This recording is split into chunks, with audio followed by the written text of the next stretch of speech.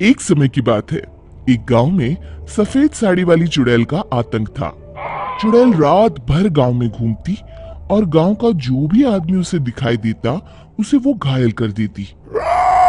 अरे कोई तो बचाओ, मर गया रे। एक रात हरिया अपने खेत से अपने घर लौट रहा था कि तभी अचानक उसके सामने चुड़ैल आ जाती है।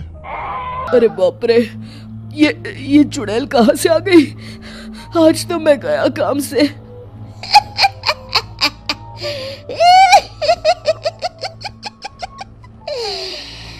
आज मुझे मेरा शिकार मिल गया। अरे चुड़ैल दीदी, मुझे छोड़ दो। जैसे ही चुड़ैल हरिया की तरफ बढ़ती है, हरिया वहां से भाग जाता है और अपने घर के दरवाजे पे पहुंचता है। अरे भगवान, जल्दी से दरवाजा खोलो, मेरे पीछे चुड़ैल पड़ी है। हरिया की पत्नी जल्दी से दरवाजा खोल देती है। अरे आप इतना हाफ क्यों रहे हैं? अरे मेरे पीछे चुड़ैल पड़ी है, आज तो मैं बाल बाल बच गया। जल्दी से सभी दरवाजे और सभी खिड़कियों को बंद करके बत्ती बुझा दो। तभी चुड़ैल हरिया के घर के पास पहुंच जाती है। अरे वो आदमी कहाँ गायब हो गया? मैं भी देखती हूँ आखिर कब तक बचेगा। मैं अपने शिकार को इतनी आसानी से नहीं छोड़ती।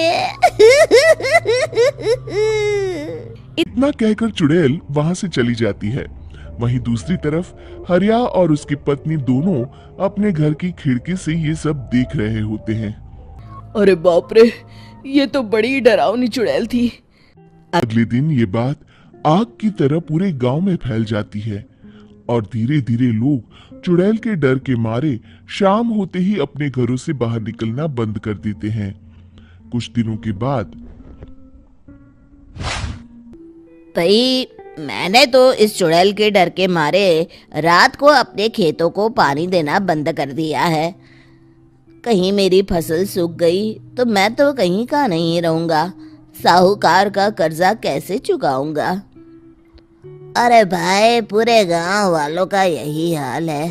पता नहीं ये चुड़ैल हमारे गांव में कहां से आ गई।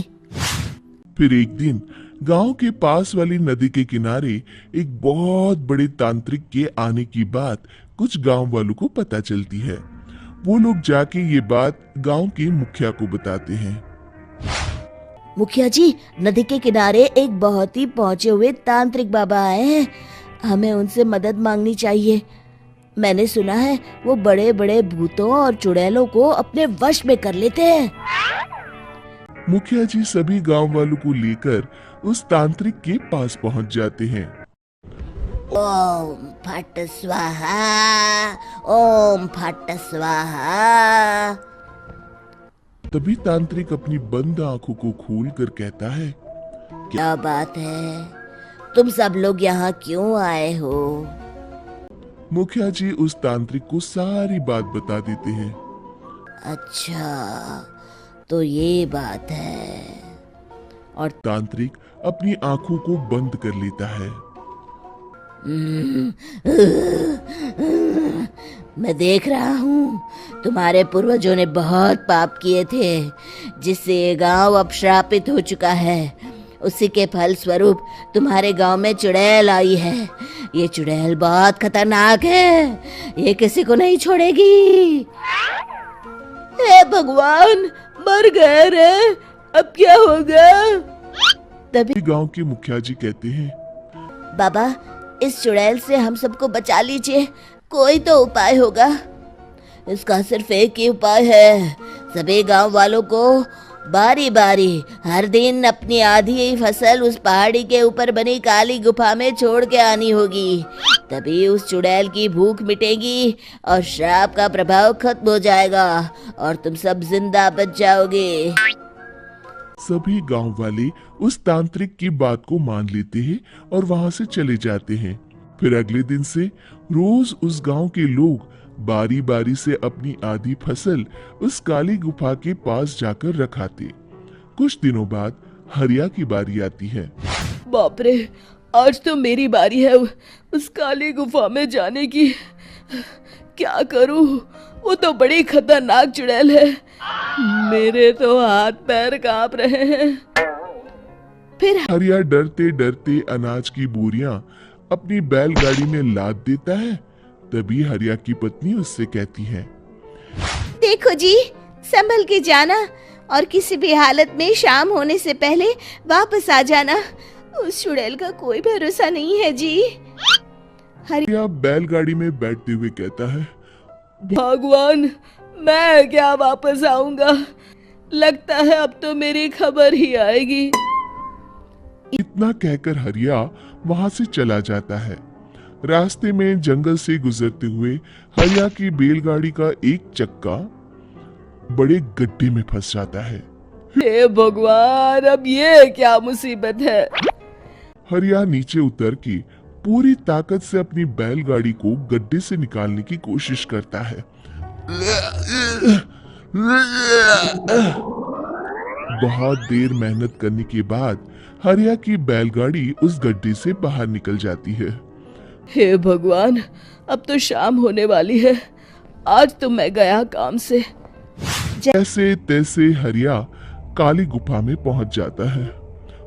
अरे मर गया रे, यहाँ तो चारों तरफ डरावना माहौल है। मैंने यहाँ आने में बहुत देर कर दी, कहीं चुड़ैल नाराज ना हो जाए। हरिया अनाज की बोरियां वहां रख के जैसे ही जाने लगता है, तभी उसे किसी के आने की आवाज सुनाई देती है।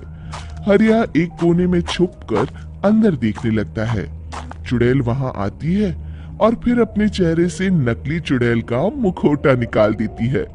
हरिया ये देख के हक्का बक्का रह जाता है। तभी चुड़ैल कहती है, भैया यहाँ आना, आज तो बहुत अनाज आया है। इसे मिलाकर अब हमारे पास ढेर सारा अनाज जमा हो गया है। कल ही हम इसे शहर में बेच आएंगे और माला माल हो जाएंगे। तभी अंदर से नदी के किनारे वाला तांत्रिक बाहर आता है। अरे, ये तो तांत्रिक बाबा है। हाँ, अब तो हम दोनों की जिंदगी मजे में कटेगी।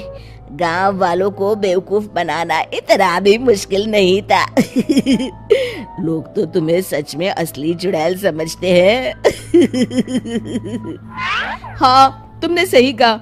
अब ये गांव वाले चुड़ैल के डर से जिंदगी भर इस काली गुफा में अनाज पहुंचाते रहेंगे। अच्छा, तो ये बात है। ये दोनों पूरे गांव वालों को बेवकूफ बना रहे हैं। अभी जाकर सबको बताता हूँ। हरिया उन दोनों की पूरी बातें सुन लेता है और जल्दी से वापस गांव में आता है। गांव वालों को पूरी बात बता देता है। इससे पहले वो दोनों हमारा अनाज लेकर शहर जाए, हमें उन दोनों को पकड़ना होगा।